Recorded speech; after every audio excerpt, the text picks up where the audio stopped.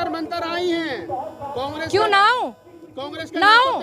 आप ये बताओ नहीं आऊं? क्या क्या क्या क्या मैसेज, क्या संदेशा लेकर के आइए? मैं जो पहले आपको क्लियर कर दूं राहुल भाई, मैं जो आई हूँ जंतर मंतर पर संविधान बचाओ की जो लड़ाई लड़ रहे हैं, यात्रा कर करके आई हैं मेधा पाटकर जी, और मुझे यात्रा में भी उन्होंने आमंत्रित किया था। मेरा दुर्भाग्य है कि मेरी मदर का ऑपरेशन हुआ, मैं नहीं आ पाई, तो इसलिए मैं आज यहाँ पे आई हूँ क्योंकि मैं संविधान को मानती हूँ। ऐसा नहीं है नहीं मानती हूँ, मैं संविधान को मानती हूँ। किन लोगों से खतरा है? जिन लोगों के चौके चूल्हे चल रहे हैं ना बकवास करने से, क्या आप नहीं मानते कि संविधान खतरे में है?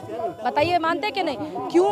क्योंकि जितनी हमारी एजेंसियां हैं, संस्थाएं हैं सरकार की, उनका दुरुपयोग जो किया जा रहा है, उनका दुरुपयोग जो हो रहा है, वो कहाँ दिखाता है फिर कि संविधान खतरा? अपने अपने धर्म का प्रचार करते हैं और ये सभी को पता है कि भारत एक धर्मनिरपेक्ष देश है।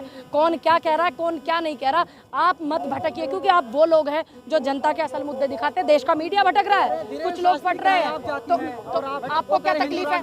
सुनिए, मैं उनके विचारों को गलत कह सकती हूँ, लेकिन मैं कहीं क्यों जाती हूँ, आपको इस बात से क्या लेना देना? बताइए। मैंने तो सीधा उनकी छोड़ी, आप उनसे लेकर के आना इंटरव्यू, आप उनसे लेकर के आना। मैंने बोल दिया कि भारत एक धर्मनिरपेक्ष देश है, और एक बात को 4 बार मत पूछना।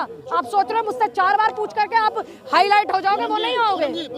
जो लोग भारत को हिंदू राष्ट्र बनाने के का नारा दे रहे हैं, और वो मंत्री भी हैं, और महाराष्ट्र उसके मध्य प्रदेश के जो मुख्यमंत्री बीजेपी के, वो कह रहे हम सारे धर्म ग्रंथों को स्कूलों में पढ़ाएंगे, तो आपको लगता है कि संविधान के साथ खिलवाड़ नहीं? तो और ये क्या है? देखिए, मैं उनको बस ये कहूंगी कि एक बार वो संविधान पढ़ें, क्योंकि संविधान में साफ साफ लिखा है कि भारत धर्मनिरपेक्ष देश है। मैं कितनी बार बताऊं, मैं उनसे अनुरोध करती हूं कि वो संविधान पढ़े। अगर संविधान में लिखा है तो वो चीजें जो है हम उसका सम्मान करेंगे, संविधान में नहीं लिखा तो नहीं करें। ये लोग इसलिए करते हैं, लोगों की भावनाओं से ये खिलवाड़ करते हैं। आप समझिए मेरी बात को, ये भावनाओं से खिलवाड़ करके अब ये जो 24 का इलेक्शन आ रहा है ना, ये उसमें लोग फिर क्या सोचते हैं, जो युवा है जो भ्रमित हो जाता है, वो क्या सोचता है, अच्छा ये हमारी बातें कर रहे हैं। जो लोग हैं हमारे भटक जाते हैं, बहक जाते हैं। आजकल आपको पता ही है कि ये जो नशा है ना धर्म का, ये बड़ा खतरनाक है, तो ये उनको और बहकाने भटकाने और उनकी भावनाएं जो हैं उनको आहत करने के लिए ये चीजें ऐसा करते हैं, ये ऐसा करते हैं। लेकिन मैं सभी को ये बोलूंगी कि जो चीजें हो सकती हैं इस देश में वही होंगी। इस देश में जो देश जब सोचने में लोग आए, अच्छा ये देश कैसे चलेगा, अरे कैसे चलेगा, अब देश आजाद तो हो गया, तो तब जाकर के संविधान का गठन हुआ था, संविधान लागू हुआ था, बाबा साहब ने संविधान बनाया, उसको लागू करा कि ये देश संविधान से चलेगा, तो ये संविधान से ही चलेगा। उनको ये जो लोग कह रहे हैं कि भारत को हिंदू राष्ट्र बनाएंगे, चाहे वो बाबा है, चाहे वो नेता है, कोई भी है, इनको संविधान से दिक्कत क्या है? और हिंदू राष्ट्र, क्योंकि जो गरीब, भारत को हिंदू राष्ट्र क्यों बनाना? देखिए, जो गरीब व्यक्ति है ना, वो संविधान का सहारा लेकर के अपनी आवाज उठा सकता है, मजबूत बन सकता है, और जो शिक्षित व्यक्ति है वो संविधान का सदुपयोग करके इनको मुंह तोड़ करके जवाब दे सकता है। इनको इसी बात से तकलीफ है कि अगर ये संविधान को पढ़ लेगा और ये शिक्षित हो जाएगा तो ये जो है नेताओं के हलक में से जुबान खींचने की ताकत रख लेगा, इसलिए इनको तकलीफ है। मानो जैसी बेटी का बलात्कार हो जाता है, उन लोगों को रिहा कर दिया जाता है, तो कहाँ है संविधान? ठीक, कहाँ है? मनीषा वाल्मीकि जैसी बेटी का बलात्कार हो जाता है, हाथरस कांड हो जाता है, तो और उसको रात के अंधेरे में 2 बजे जला देते, तो कहाँ है संविधान? ये लड़ाई संविधान बचाने की भी थी, भारत जोड़ो यात्रा संविधान बचाने की भी थी, शायद आपको जानकारी भी होगी। तो ये जो छवि की आप बात कर रहे हैं, सत्य सिर्फ थोड़ा परेशान होता है, मचलता है, पराजित कभी नहीं होता। अब इन्होंने करोड़ों लाखों करोड़ों रुपए जो है, लाखों करोड़ों रुपए, चलो कितने लाख करोड़ रुपए राहुल गांधी जी की छवि खराब करने में लगा दी। ठीक, दूसरी बात, ये आपको आ रही होगी, ये आपको आ रही होगी, हो सकता है आप भारतीय जनता पार्टी से ज्यादा ताल्लुकात रखते हैं, जो चीज मेरे पास नहीं आई वो आपके पास आ गई है। दूसरी बात, ये जो संविधान बचाने की लड़ाई है, ये संविधान बचाने की लड़ाई आज से नहीं चली आ रही है, ये तब से चली आ रही है जब संविधान को लोग जलाते थे, और आज उसी संविधान की आड़ लेकर के ये उसमें मंत्रिमंडल में बैठे हुए हैं। तो देश को संविधान जरूरी है या धर्मशास्त्र जरूरी है? देखिए, अपने अपने धर्मों को मानने का अधिकार सबको है, लेकिन देश को चलाने के लिए सभी को पता है संविधान जरूरी है, सभी को पता है। ये देखिए, अगर सनातन धर्म को मानने वाले 80 करोड़ लोग हैं, 90 करोड़ लोग हैं, 70 करोड़, सुन लीजिए 70 करोड़ लोग हैं। जैसे आपको आती है गिनती, कितने लोग बुद्धिस्टों को मानते हैं, सुन लीजिए, जैसे अब आपको आपके पास गिनती कहाँ से आई? तो मैं एक आपको एग्जाम्पल देती हूँ।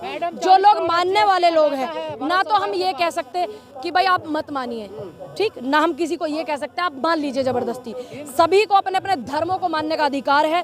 सभी से मैं अनुरोध करती हूँ कि जैसे आप चाहते हैं कि आपकी रिस्पेक्ट सब करे और आपके धर्म की करे, तो वैसे ही मैं चाहती हूँ कि आप सभी धर्मों की रेस्पेक्ट करें, तभी आपको सामने वाला रिस्पेक्ट देगा। धर्मों की रेस्पेक्ट कहाँ हो रही है? हम तो करते हैं। देखिए मैंने सुनिए, मैं इन बातों के खिलाफ हूँ, ये आप भी जानते हैं।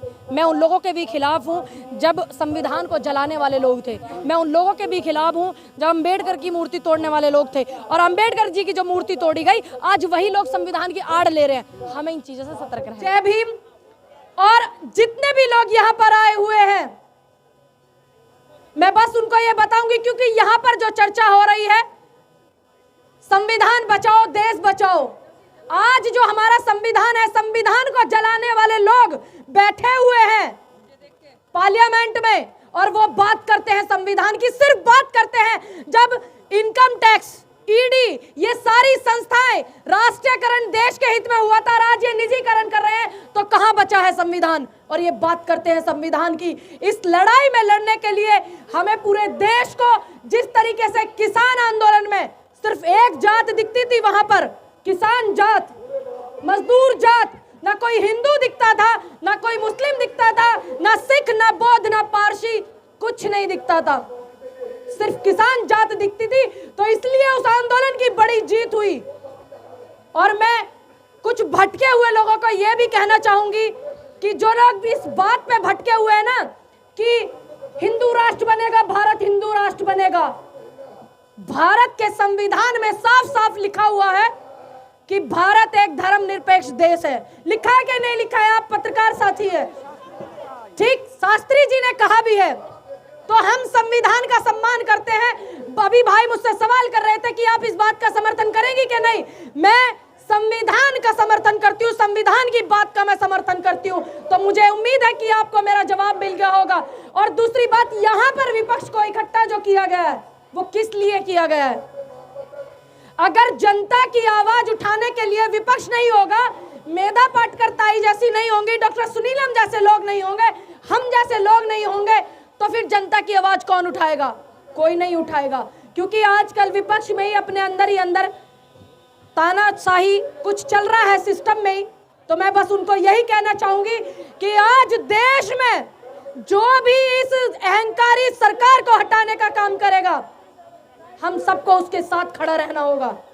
हमारी मजबूती ही यही है कि जो सरकार को हटाने का काम करेंगे। मैं बिल्कुल साफ खुले मंच से कहूंगी इस बात को कि हाँ, मैंने मेहनत की, उत्तर प्रदेश में भी सरकार के खिलाफ बोली, उसकी नीतियों के खिलाफ, और आने वाले समय में चुनाव है, सबसे पहले मैं इस देश की जनता के साथ सामने हूं और उसके साथ हूं। बाद में मैं किसी पार्टी, किसी संगठन, किसी जात, किसी समाज से हूं, सबसे पहले मैं जनता के साथ में हूं। और यहाँ पर विपक्ष को जो इकट्ठा किया गया, मेरे तमाम सभी लीडर बैठे हुए हैं पार्टी के, मेरा उनसे भी निवेदन है कि आप जो है तय करते हैं हर चीजें, ये भी आपको ही तय करना है कि हम लोग एक होकर के कैसे इनके खिलाफ लड़े।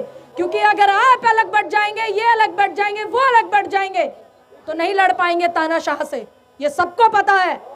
सभी विपक्ष को इकट्ठा करना, उनकी जो आज काम किया है मेधा पाटकर जी ने, मैं उनका धन्यवाद करती हूँ कि एक आईना दिखाने का काम विपक्ष को भी किया इन्होंने कि आप अपनी लड़ाई में लगे हुए हैं। और आज विपक्ष की मजबूती से जनता को जरूरत है, ये बात समझनी होगी विपक्ष को भी, ये बात समझनी होगी हर उस नेता को कि हाँ, जब जनता परेशान होती है, महंगाई के मुद्दे, बेरोजगारी के मुद्दे, शिक्षा के मुद्दे, स्वास्थ्य सुविधाओं के मुद्दे, ये कौन उठाता है? कौन उठाता है? विपक्ष उठाता है ना। लेकिन जब जनता को तमाम विपक्ष की जरूरत होती है, तो एक विपक्ष कहीं भाग जाता है, एक कहीं भाग जाता है कि नहीं नहीं, उसमें उस पार्टी का भी नेता आ रहा है, मैं नहीं जाऊंगा। ये गलत है। अगर जनता को विपक्ष की जरूरत है तो एकजुट होकर के आना पड़ेगा, चाहे वो किसान आंदोलन हो, चाहे वो बेरोजगारी का होने वाला आंदोलन हो, और मैं आपसे वादा करके जाती हूँ कि आप देख लेना, अगर ये तानाशाह सरकार नहीं मानी तो 2024 से पहले आंदोलन होगा और बहुत बड़ा होगा। बेरोजगारी के खिलाफ होगा जो हम ढो रहे हैं, महंगाई के खिलाफ होगा, संविधान को बचाने की लड़ाई होगी। देश में लोकतंत्र नाम की चीज है, इनके घरों में हो या नहीं हो, इनकी कुर्सियों के पास हो नहीं हो, लेकिन देश में लोकतंत्र नाम की चीज है। अगर हमें ये इनको बताना होगा तो इनको फिर इसी तरीके से झुकाना होगा जैसे किसान आंदोलन में झुकाया था। और मैं